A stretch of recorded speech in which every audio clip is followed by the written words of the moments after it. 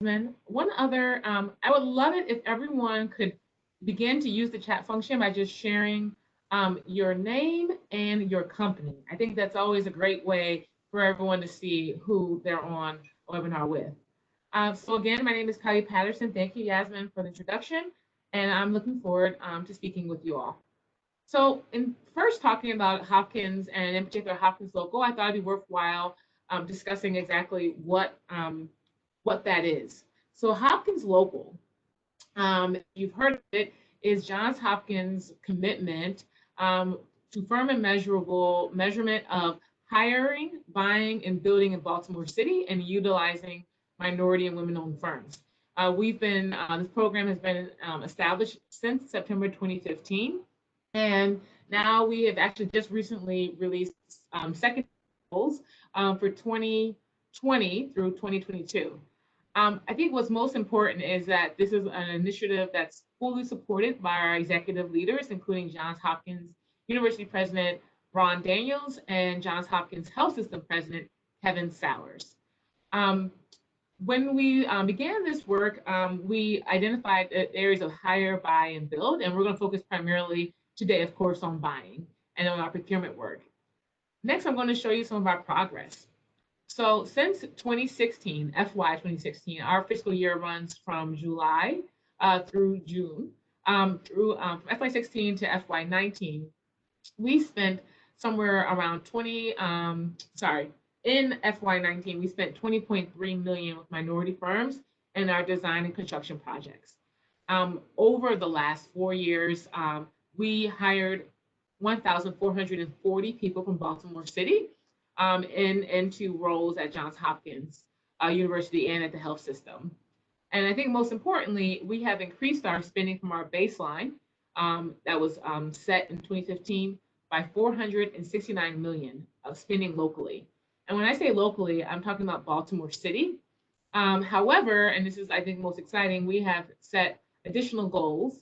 And so for the next 3 years, one of our goals is to increase our local and minority spend by an additional $25 million as over the total year, right? So if you look at what we see for 2019, we had increased, just in that 1 year, we had increased our local spend by 59 million over the baseline, and we plan for 2020 and 2021, how as you see it, increasing that by an additional 25 million. So again, I'm hopeful that via today's conversation, we may be able to find someone here to partner with and make that a reality.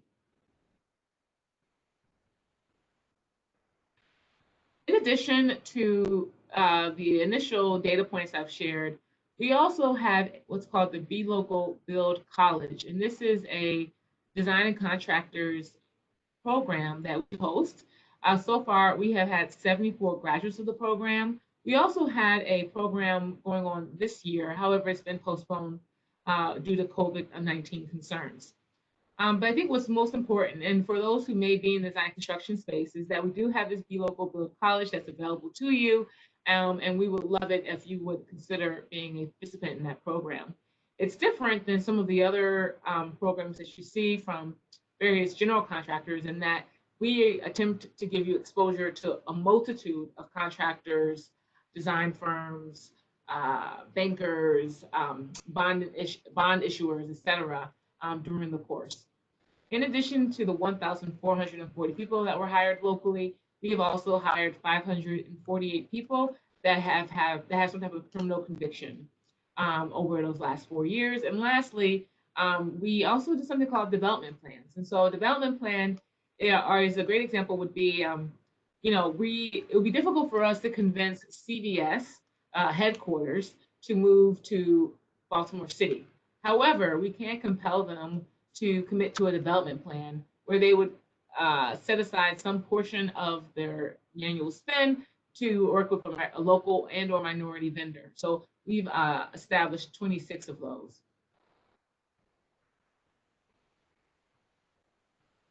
Actually, I might just pause for a second there and see if there are any questions related to the progress and to the goals I just shared. Not as yet. People are still introducing Okay, themselves. got it. Okay, welcome everyone. Ultimately, our goal here is all around job creation. And so now from this point on, I will be focusing exclusively around describing how to do business with Johns Hopkins. First, I will talk about how to do business with Johns Hopkins University, the first portion of the slides, and then I will talk about doing business with Johns Hopkins Health System. I think it's important.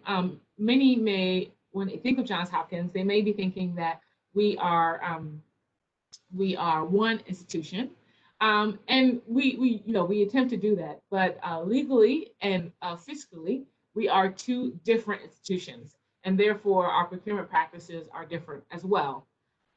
So first, I want to share something about university and how it may compare to government purchasing. And so Yasmin mentioned earlier that Maryland PTAC really works around helping small businesses do business with various levels of government. So when you think about government, I want to draw your attention to the yellow circle. There tends to be some type of public list of current RFPs, open RFP process. They often share the evaluation metrics on how a firm will be selected. It tends to be highly centralized in that there aren't many people with what's called a purchasing card. It tends to be much more of a centralized process. And then there's also just a great deal of public accountability. At a private institution, and at a private university in particular, we currently use a invite-only RFP process. So it's not a public list of RFPs, it's an invite-only. We're highly decentralized in our purchasing. So while there are certainly those purchases that are bought through procurement, we also do have several thousand P card holders. Again, these are people who have purchased cards who are able to purchase smaller amounts. And so therefore, there's a lot of opportunity there to influence their behaviors, to possibly do business with them. But that also means that you won't be able to operate or work with just one person within the organization to do business. One other thing I think is important too is that when we're thinking about products to buy, in addition to the standard price, quality, timeliness, we also are very concerned and interested in clinical use and patient outcomes. As I'm sure many of you know, we are a premier health system and a premier school of medicine. And so when we are procuring, oftentimes they are in the best use of those areas of focus, right? So we're making sure that should we buy a gown, should we buy goggles, that they are that they support patient outcomes. And lastly, I think a key part here is in that gray circle there, just to describe a bit more about our process, is that for HopkinsLocal, what we have done is that we have identified ways of changing the process and essentially creating an on-ramp to allow more local and minority vendors to gain access. One of those things that we've done is we've identified categories for purchases. And on the next slide, I'll go through those categories. But the key part here is that we knew that we couldn't boil the ocean. We had to focus on certain what we consider to be addressable categories where we would focus our efforts. We also have a dedicated team focusing on supplier and local diversity. And these team members are in place to support you in working through the system, learning kind of the unique components of our process, which is truly I have never seen it anywhere else. And we'll walk through that too during this call. But those are some key elements of the HopkinsLocal approach, where we look to partner with all of you to work with us. So our buy categories, those addressable buy categories include advertising and marketing, catering and food service, facility maintenance and security, furniture, IT services and consulting, lab supplies and equipment, photo and AV equipment, printing and reproduction services, and professional services. I often get questions on professional services. What does that all include? And it includes quite a lot. It includes legal services, accounting services, information technology services, staffing services, And the list kind of goes on and on. So I suspect that most of you will see yourselves in these categories, but if you don't, feel free to send me an email. And in fact, at this point, I'll just drop our contact email in the chat function, and it will also be mentioned later in the slide deck as well.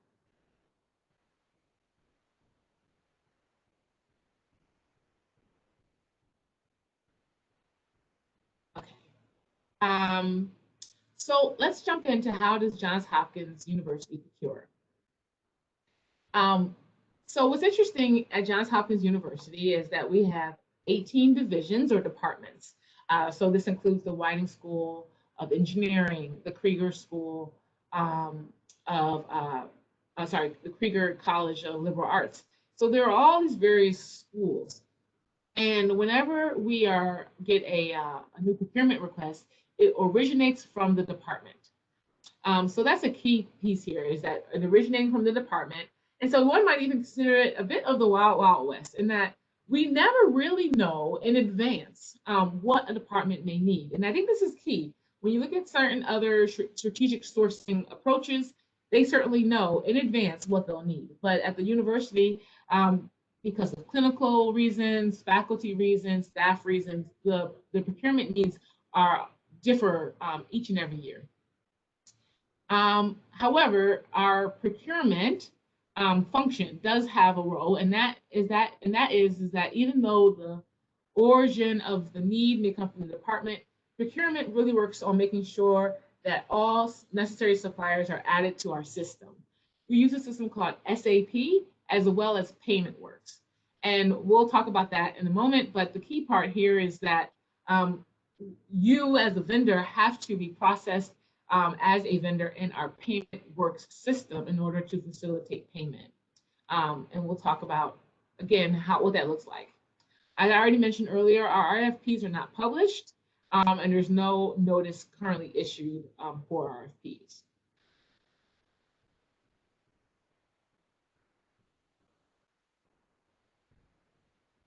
I think when we talk about how you might be able to do procurement with Johns Hopkins and how you get your foot in the door, one of the key elements here is meeting the end user. And so I mentioned earlier that the department originates the product or service. So you might be asking yourself, in ordinary circumstances, you might just reach out to the chief procurement officer or the chief diversity officer or supply diversity officer, and that is your entree into the institution or into the government body. At Johns Hopkins, what you're going to be doing is looking at those end users, who are often the administrative staff within the departments. So this might be the administrative assistant, the executive administrative assistant, or an administrative officer working in the Department of English or Political Science. These are actually the end users. We host a series of events each and every year where we look to bring in these end users to meet with local vendors. And so certainly if you're interested in that, feel free to email me at that BLocal@jhu.edu website or link. But moreover, you also have the opportunity and the flexibility of reaching out and setting up individual conversations with these end users. I think a key part here is thinking about what is the most relative to your business. So for instance, if you are a marketing and communications firm, certainly there may be some interest from the Department of, let's say, Political Science. But where you may find an even greater ally might be with a department in donor and alumni relations, right? Where they're always doing marketing communications to the donor and alumni relations space. So reaching out to them might be a more intuitive relationship building moment. And that's an opportunity where you'll be able to meet those end users and likely be able to secure work with them via that avenue. And really this is kind of going back to just traditional, business development, where you're going to have to, likely reach out to 20 to get, that one deal. And so I think what's interesting about Johns Hopkins is that we are decentralized, but our information is generally public. And so you will be able to gain access and get to know the various decision makers many departments and divisions. I think I see a question here. No, actually, I'll keep moving on. Sorry. So, how do you get business? I already mentioned the networking, and I welcome you to visit our website at www.jhu.edu. We also have what's called a vendor guide. This is, I'm really excited to share. Our vendor guide is a platform similar to a Yelp, where we are able to feature local and minority vendors for our purchasers. So I mentioned already the decentralized nature, what have you, but one of the things that we've done is that we've created this guide so that our internal purchasers are able to immediately see who are those local and minority vendors that we've already engaged with. If you want to join the vendor guide, you can also email BLocal@jhu.edu with your capability statement. But the key part here is that we are improving the process for our end users in that they are easily able to identify local vendors by category. And that is a surefire way. We've gotten many instances where a small business was able to gain access to Johns Hopkins via that vendor guide. So I definitely encourage you to take advantage of that. And later in the slides, I'll go in greater detail about what the vendor guide is. Also, you can get on procurement's radar. You can schedule a meeting with our procurement staff, especially if you have a product or service that is generally a higher price point. So those who have P cards, they are able to make purchases of $5,000 or less. Generally, if it's between $5,000 and $50,000, we ask people to get 3 bids, but that can still be more or less facilitated at the department level.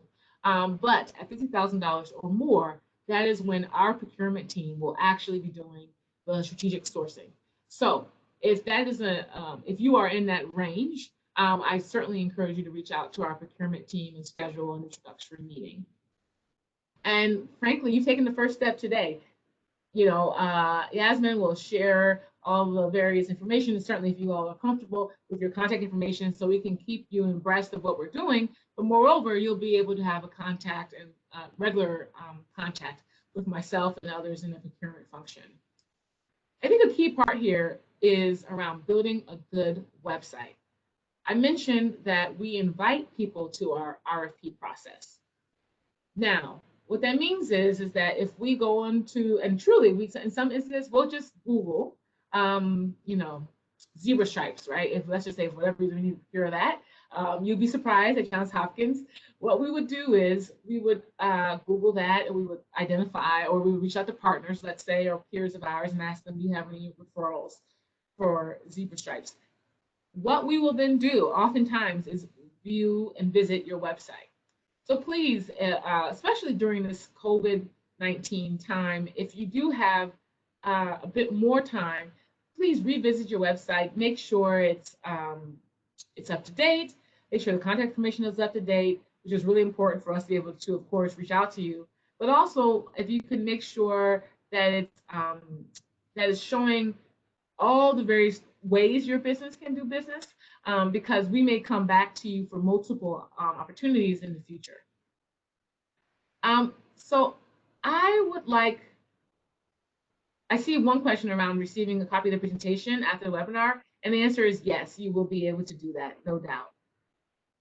And in terms of scheduling, I see a couple questions around scheduling an appointment. So again, you are able to do that, and after this meeting, or you can reach out to BLocal@jhu.edu to schedule a time to meet with our procurement staff. I want to take a quick pause or moment and just welcome anyone else to ask questions, continue to use that chat function. I hope to make this as interactive as possible as we keep going along.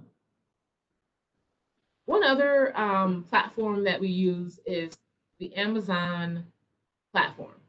And via our Amazon relationship, we are able to have a Amazon platform that only our buyers are able to access. And we're able to highlight local and minority vendors on the platform when our buyers see them.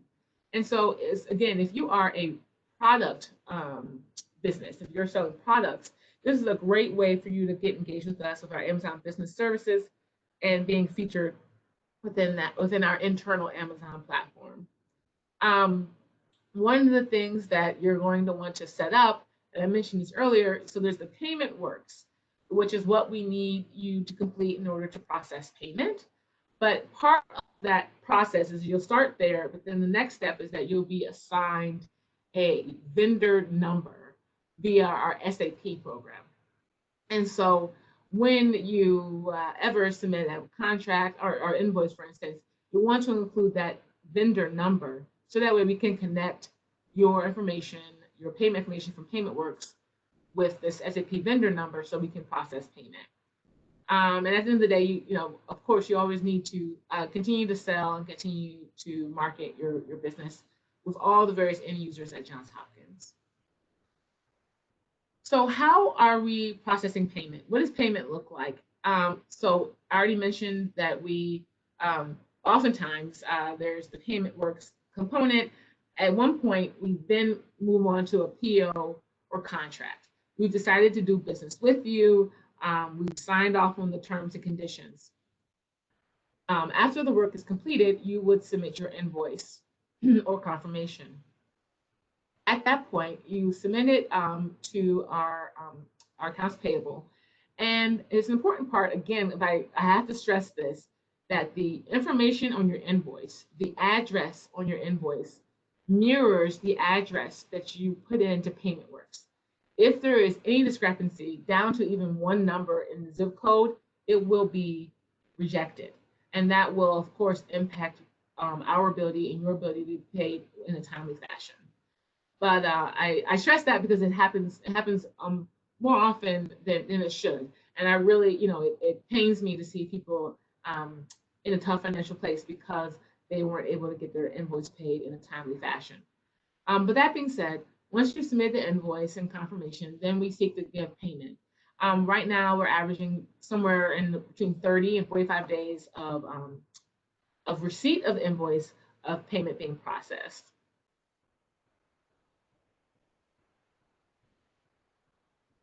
So before I jump into the Johns Hopkins health system, I want to just pause here and invite questions in the chat function.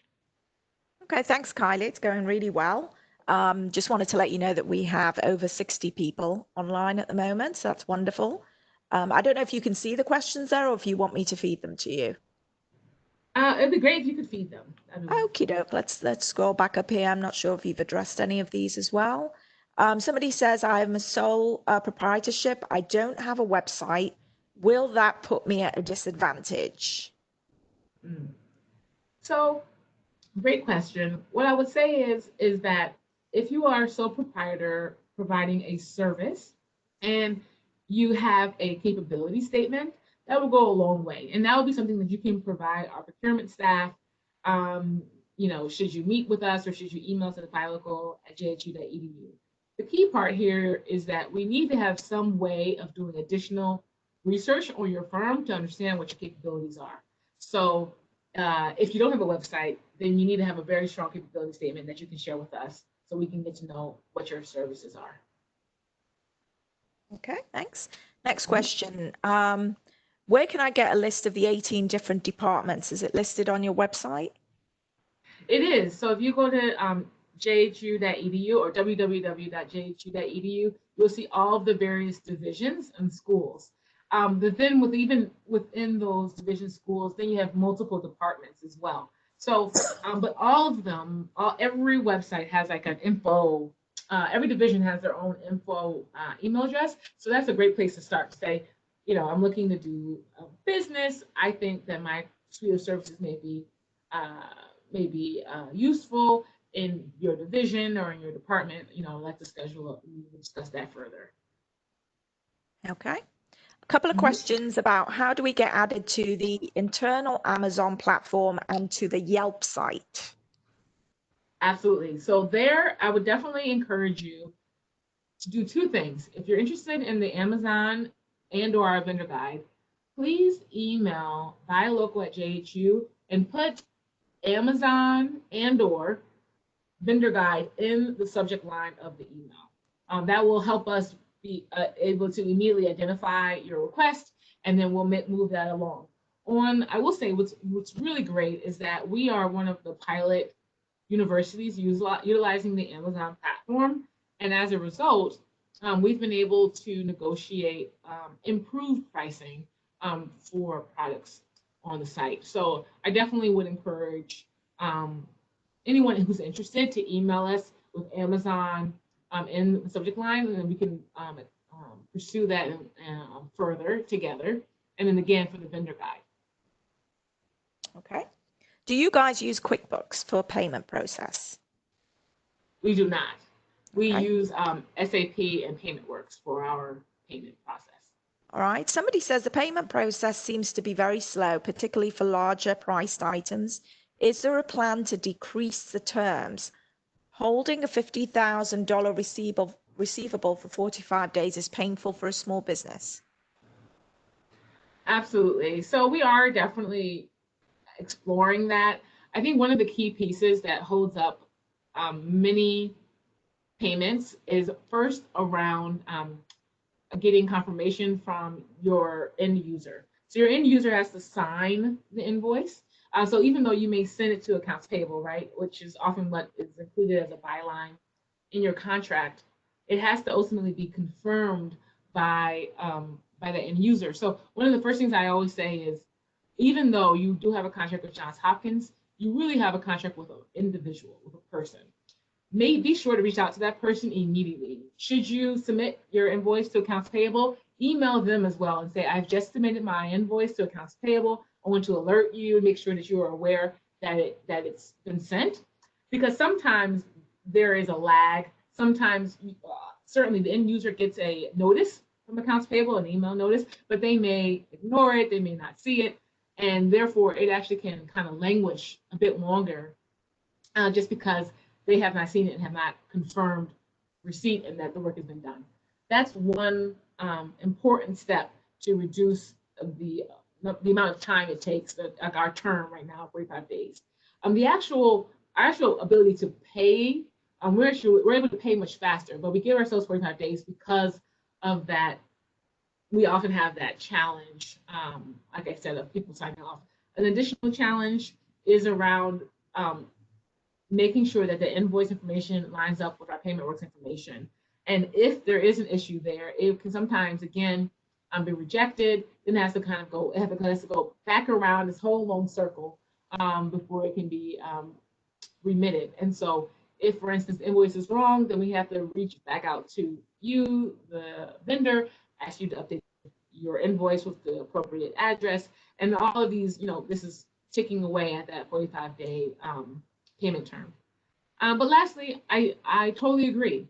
No doubt about it. 45 days is really challenging for a small business. And so we have the ability to, fast track, if you will, the payment for our smaller vendors. But the key is communicating with us. We really need to hear from you. We don't, it's kind of, my father was in the military, and in the military, they have the saying called no news is good news. And so if we don't hear anything from our vendors or from our end users, our assumption is that everything is going well. So please, please, please bring us in. If anything is not moving as you expected, reach out to us immediately and we'll get to work on that. Okay. Another question is, what does BLocal mean, and does it limit it to Baltimore City or County? So BLocal is a partner initiative, and I have some slides at the end of the deck actually about this. So BLocal is a collaboration of now 29 businesses, anchor institutions, and utility companies based in and around Baltimore, committed to supporting Baltimore's economic development and activity. We focus our efforts on Baltimore City. However, it is not exclusive to Baltimore City. For instance, we do also do a great deal of work and commit a great deal of funds to minority business inclusion, which includes both those in the city and outside of the city. Okay, there's more questions coming in. Do you want to take some more or continue the presentation and deal with them after? How about we go into 10:35? So maybe one more question, and then I'll go to the health system. Oh, okay. One question is, how do I get on the procurement radar? The first step would definitely be emailing us at BLocal@jhu.edu, and then at requesting a meeting to talk about your business. A virtual meeting was really great. Now, this would be a brief meeting, somewhere around 15 to 20 minutes, where we just talk very quickly about your capabilities, and then always follow up with some type of capability statement. And in that meeting, I would encourage you to ask about what are the upcoming needs, if they're familiar, and ask the procurement staff, what about what I've just shared interests you or excites you? I think too often when we work with our local leaders, they're kind of telling us everything that they would like to sell to us that they think would be relevant. But there's an opportunity for that exchange for me to be able to say, oh, everything you said is great, but one of the things that I'm really excited about, which of things you listed, this is something I'm really excited about that I think you might be able to supply or service. So make sure that you engage in that active dialogue with the procurement professional that you have this introductory meeting with, so that way we can identify that best match. Okay, so I'll jump back into the presentation, and we'll have more time definitely for questions towards the end. So now talking about Johns Hopkins Health System. I think a key part here is Johns Hopkins Health System's supply office has recently undergone a huge transformation. They now have a new vision and guiding principles, which I'll go through. But I think the key part here is that this is a really advantageous moment for small businesses to get to restart their relationship with the health system if you've been engaged in the past, particularly because there's new energy and new leadership there. So the vision really is that we're going to continue to focus on, of course, best product and price, excellent customer service, and getting back to an internal focus. What I mean by that is that really looking at how our supply chain can be as efficient as possible, making sure, for instance, vendors are paid even faster, focusing on that internal focus. I think in terms of our principles, very much around process accountability and building with the long term in mind. And so what that means is that we're really looking at who are those vendors that we can have a long term relationship with, and asking ourselves, because there certainly are benefits to having a long term relationship with vendors and suppliers. And lastly, is being very realistic and transparent in our communications. This is just one example of how we are looking to be more proactive in sharing information around Johns Hopkins, working with partners such as Maryland PTAC to make sure that more and more small businesses understand how to do business with us. Sometimes it can really feel like we are behind kind of this brick wall. So this is just one way, and we're looking to break that wall down and share as much information as possible with our internal approach.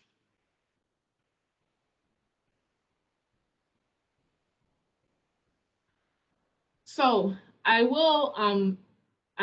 regret to say that one of our commitments to support small business vendors on the health system was to hire a local sourcing and business development lead. However, we currently have a staffing freeze, and so this role is vacant. However, our senior director of supply chain transformation is holding this role, if you will, while it's on hold. So should you, again, have interest in working with Johns Hopkins Health System, you can definitely email us at BLocal@jhu.edu, and we'll make those introductions, not to this lead, but to the director until a lead is identified.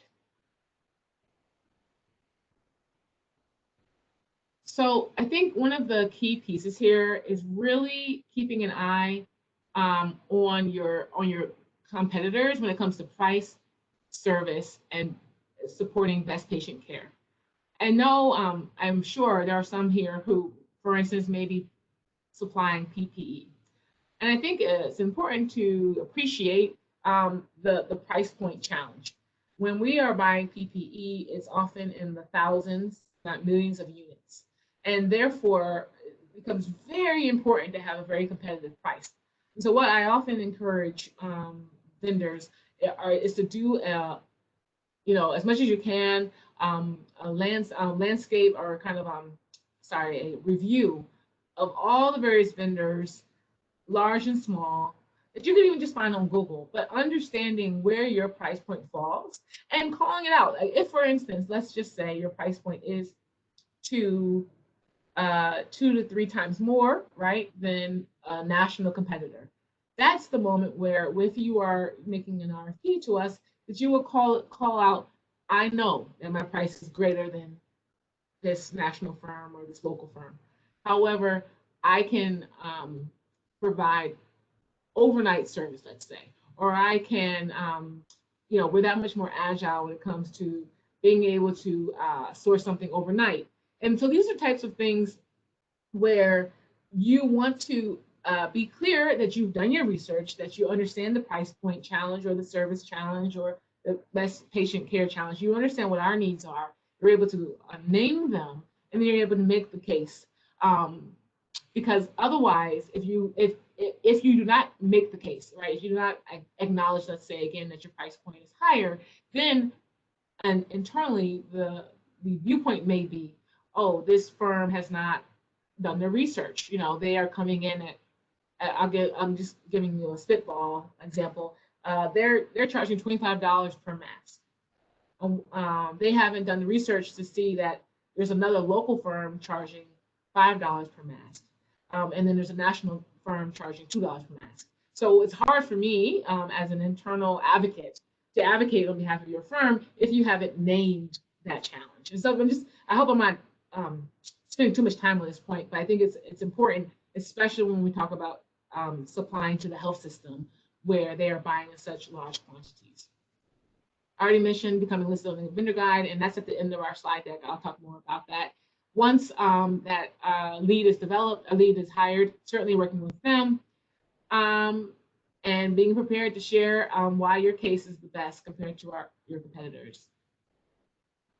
So this is just kind of talking a little bit more around the health system, excuse me. So at the health system, we have 3 ways that we work with vendors and suppliers to understand what they provide. We have the RFI, request for information, and this is really around general information on capabilities and services and goods. Then the request for quote, which we are then looking at more so a solicitation for particular items, and we really are looking for your pricing on that. A key part here is that this is not the time to negotiate. And what I mean by that is sometimes we'll get a request for quote, and the vendor might think, I'm going to price this a bit higher with the expectation that Johns Hopkins will negotiate the price lower.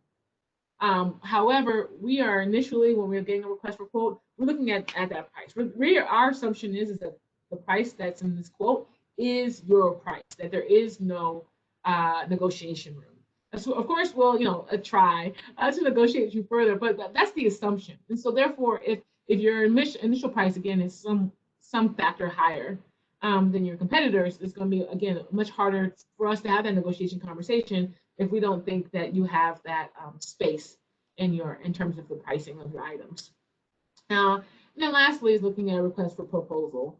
And this is where we're going to talk about requirements, specifications, and we will identify those that we think could meet those services and those needs. Lastly, or near lastly, we just talk about what are our approach. And so there's some responsibilities that are the supplier's responsibilities, and then some of those are what we call stakeholders, end users, or our responsibilities, our approach.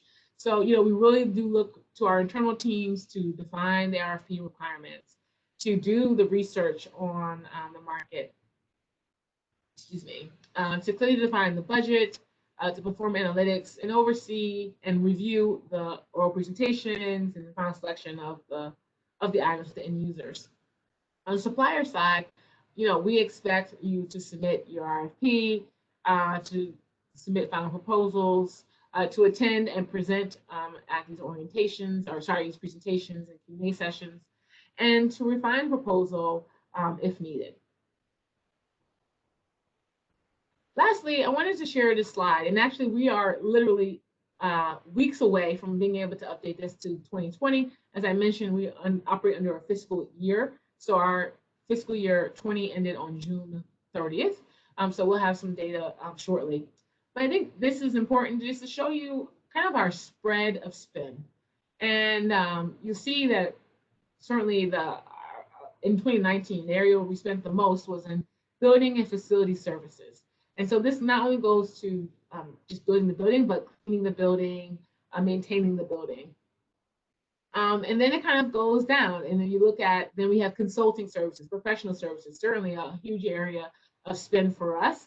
Legal services, catering and food service is very high. I think, though, if I were to forecast to the future, I think that's going to change quite a lot because we are restricting the number of vendors and people on campus to retain and support patient safety and community safety. Travel, hotel, and event management, that's again another area that I would expect may decline because of the COVID-19 pandemic. But there are other areas that I think will sustain. I think consulting will sustain. Certainly, I think about IT services and consulting will sustain. And thank you, Yasmin, for setting up this great WebEx as an example. But certainly, we're only using even more IT resources going forward. So just show this slide to give you all that landscape. Lastly is the vendor guide. And then after I go through this, I'll pause and we'll take additional questions. So this is the vendor guide. I'm just showing you a screenshot of the site.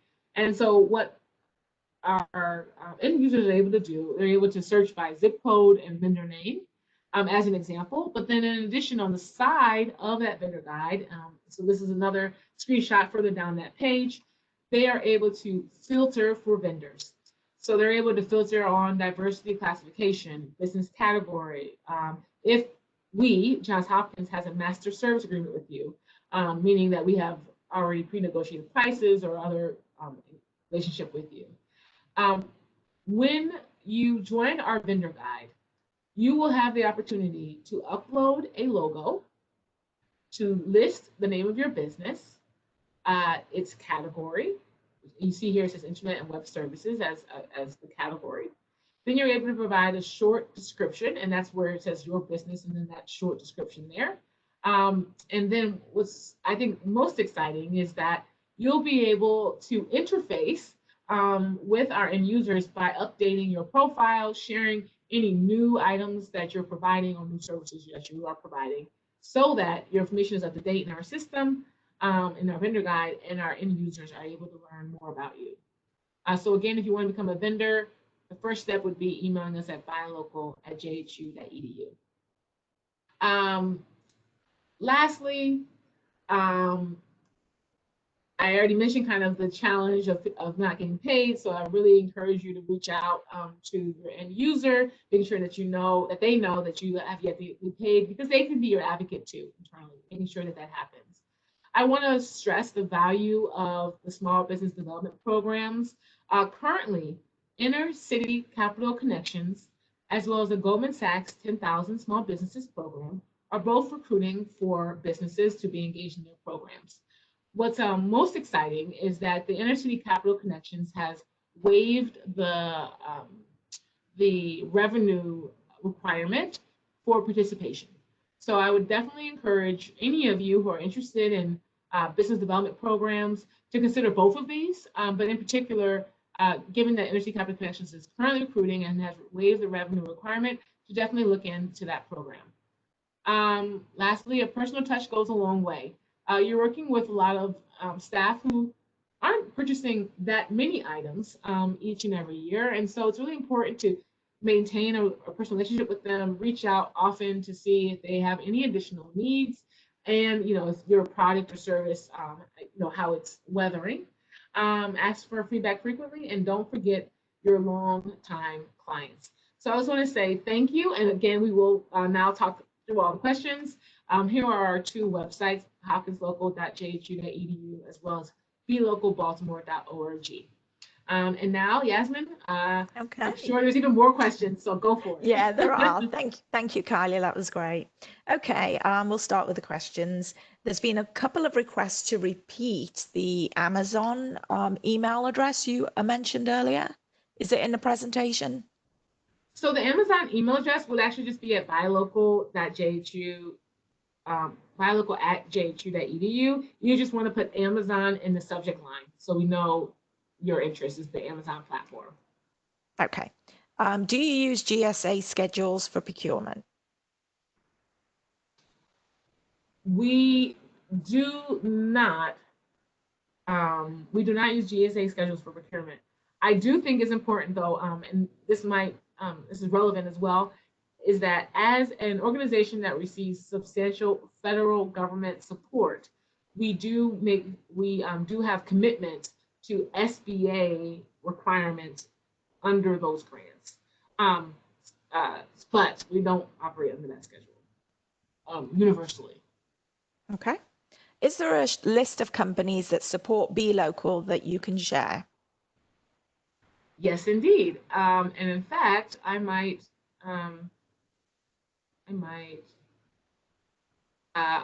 have additional slides. So here right now, on the slide that you see on the screen, it's missing 2 partners, but here are right now 27 of the partners, which includes A&R Development, ABS Capital Partners, Catalyte, Hogan Lovells, PwC, as well as M&T Bank, White & Turner, Howard Bank. And the 2 partners that are not listed here that are also part of BLocal include Towson University and University of Maryland, Baltimore. But here is the full list, minus those 2. You can again also visit our website at blocalbaltimore.org, and we have a full listing there. And what's great about the BLocal website is that it also shares the goals of each partner. So you can immediately see who are those BLocal partners that have buy goals. And as an example, BGE has a significant buy goal, increasing both its local and minority spend. And so, and on that site as well, we have the contact information for each of these partners. So you can actually reach out to these partners, share that you saw, their commitment on the BLocalbaltimore.org website, and that you have a service or a product that you think they may be interested in. Okay, great. For IT services, do you prefer lowest price technical acceptable or the proposal that provides the best value for Johns Hopkins? Best value for Johns Hopkins. I think the key here is doing your research, talking to as many end users of the IT product as possible. If you're able to speak to the unique challenges of our IT program, the price question kind of falls away if you're able to help address that unique challenge that we have. Okay. Another question is, if we're interested in doing business with JHHS, sorry, would you be able to introduce or refer us to their procurement team? Yes. So just email us at that website address or at my email address, kpatterson@jhu.edu, and we'll make that introduction. Okay, a lot of people are asking if they're going to get a copy of the presentation. Yes, you will. I will email it as soon as Kylie sends it to me. So sometime later today, hopefully, and you'll be able to go over the slides again in your own time. So don't worry about that. Okay, so let's see. You mentioned 18 departments. Where does JHUAPL fall? Is it one of the 18 departments or is it an entity on its own? Okay, so this person is asking about our applied physics lab, which is based in Laurel, Maryland. They are yet another component to Johns Hopkins, but you are correct, they are not a division of Johns Hopkins University, nor are they a division of Johns Hopkins Health System. They are a different entity. They actually, and I can confirm this, I can send an email following this to Yasmin. They, I believe, do follow the GSA schedule because they are primarily a government contractor as in terms of their body of work. Most of it is being supported by government support. So I can confirm that. But yeah, the APL program is, or APL institution is affiliated certainly with Johns Hopkins, but is treated differently when it comes to procurement. They have their own procurement function um, that is separate and apart from the university and health system. Okay. Well, we seem to have gone through all the questions. If you do have any last minute questions, please do type them now. Otherwise, we'll have to start wrapping up the webinar. And as I said, I will be sending out the presentation to you as soon as Kylie sends it over, and it'll have everything that she's gone over today. So hopefully that will help you, do your further research. Are there any last thoughts or anything, Kylie, that you want to share before we wait for more questions to come through? Well, so I have some even more slides that I saw a quick question around payments being made via direct deposit. Yes, we actually, that's our preference, is to make arch payments or automatic deposit payments. I think it's an important part here around you really being able, I shared this initially, I guess last March, where we talked about just the importance of you being able to assess your business and just being very clear on, choosing to do business with Hopkins. I truly encourage you to ask yourself, are we your best customer? So, be sure to understand your business, where you make the greatest profit, and what you can do in terms of capability, capacity. And, we would hate to put you in a position where you're overextended. So I just always encourage the small businesses we talk to think about the product, the relationship in a holistic fashion to make sure that you are truly better for having done business with us, and not worse for wear. I also talk about this confirming piece, so assess, confirm, apply, and confirming truly that this additional additional relationship or project is going to actually make additional money for you. And so this is a rudimentary, really, economic chart, just kind of showing you that at some point you reach this point, right, where it's break even, where your marginal cost is meeting your marginal cost is meeting your price point. It's just everything is working perfectly. And then there's that point where, as you continue to make additional products, now your marginal costs are going much higher, meaning like basically you're having to hire, two people, or you're having to hire another person to make that difference for just that one additional widget. But now your marginal cost is that much greater. So again, making sure that as you look at your financials, that it really does make sense in terms of quantity, be they service or product, that you're still being able to make a profit, and that you don't suddenly find yourself spending more money than you have on hand. And then lastly, just applying and then just applying. And I think the key here is apply to each RFP or RFQ that you receive from us. It really does, and it's a part of relationship building. The more times that we see your name and we see your commitment, you're just continue to be heightened and kind of elevated in our eyes as a possible vendor. Back to you, Yasmin. I don't know if any other questions have come in. No, I think that's pretty much it. So I'd like to thank you so much, Kylie, and thank everybody today for joining us. This has been fantastic wealth of information. And as I said to Kylie on a phone call earlier in the week, I'd like to do this at least a couple of times a year, because I know the information and the opportunities are always changing. So thank you again, Kylie. And as soon as you send me the information, I'll send it out to everybody. And we did actually record this webinar, and we will be putting it on our website probably sometime tomorrow. So thanks again, and we'll see you at another webinar. Bye-bye, everybody. Thank you.